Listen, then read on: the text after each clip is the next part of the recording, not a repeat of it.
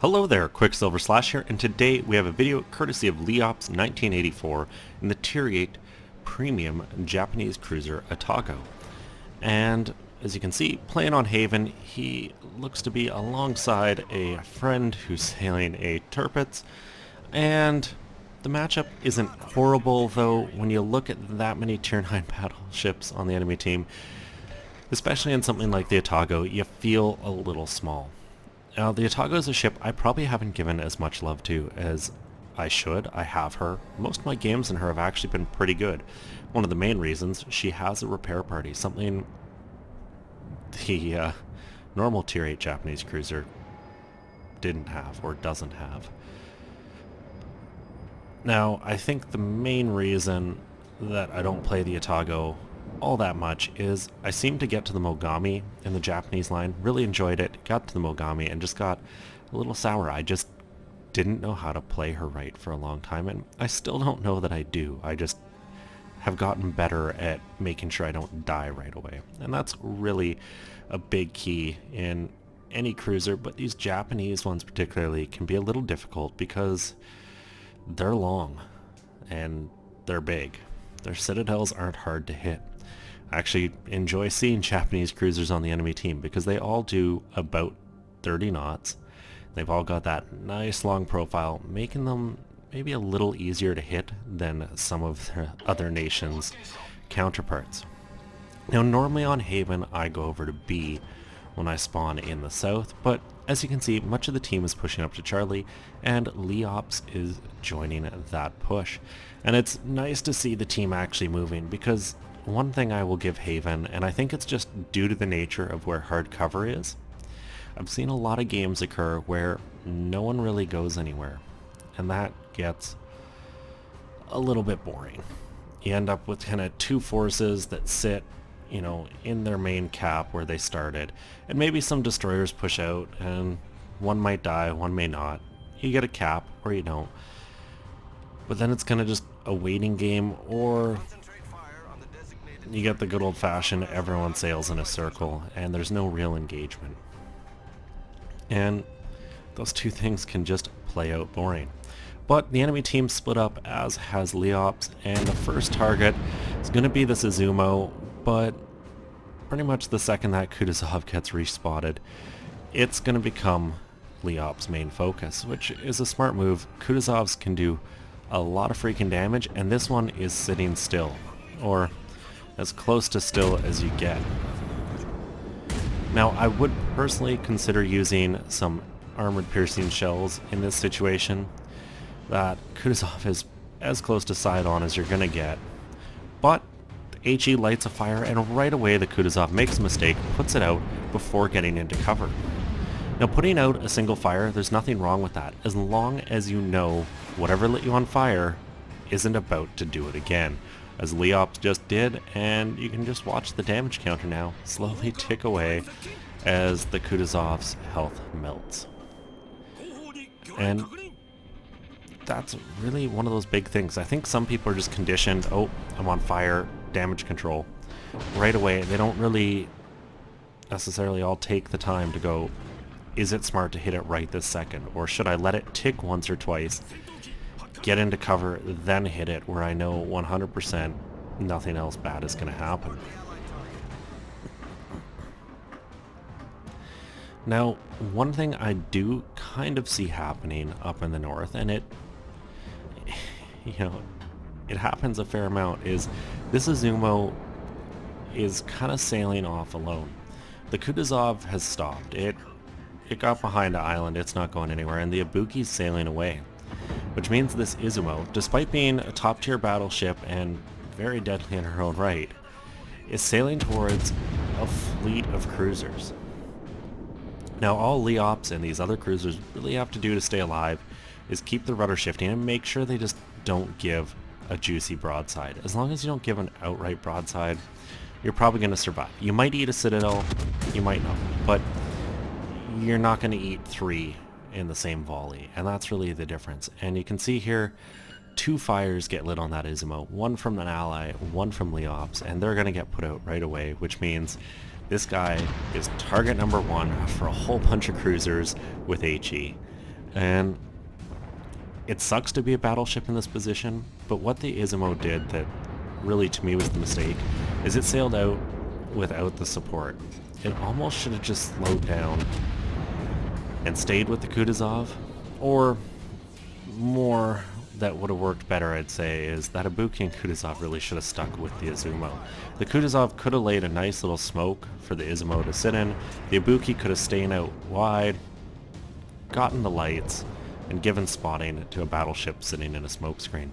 That's not what happened, and you can see the Izumo is slowly losing her health. Leops looks at the New Orleans there, down to 398 health, but something else is going to finish it off before Leop's guns ever get there. Looks like it was his buddy, Hollow the Wise, and there's that Kutuzov again. Once again, kind of just sitting still, shooting, which makes me think popped its smoke and sat there, didn't realize the smoke ran out, suddenly was spotted, and went, "Aw, crap, I've got to get moving." And unfortunately, doesn't really do so in the best manner. One thing you may notice, much like the Charles Martel game I shared the other day, in a lot of good cruiser games, is Leops has been doing a good job of just kind of maneuvering the ship. This Kutuzov, not so much. It's been sailing in almost a straight line since that initial turn and increase in speed, and it's going to pay for it as the Baltimore finishes her off. Probably a couple citadels there to do it, and there's a game for a tier 8 cruiser, a very strong one, which means, once again, this Izumo is alone, and Leops has gotten a fire on it, and this is where focus fire really comes into its own. A battleship who's lost most of its health due to fires, when it starts to get on that low health, or lower health, you really need to focus her down, because if you don't, what ends up happening is they manage to slip away. They obviously go out wide, or should, and run through 2-3 repair parties and basically recover all that damage that you and your allies spent doing. And right now, sitting on 10,000 health, you wish there was a little more fire going that Izzy's way. And there's the first repair party. That health slowly ticking the wrong direction for Leops and their allies. Meanwhile, down in the south, that Harakaze managed to capture Bravo and basically just outdueled a couple destroyers in Bravo with the Ognavoy's help, and you can see a couple enemy battleships. They're all pushing out wide.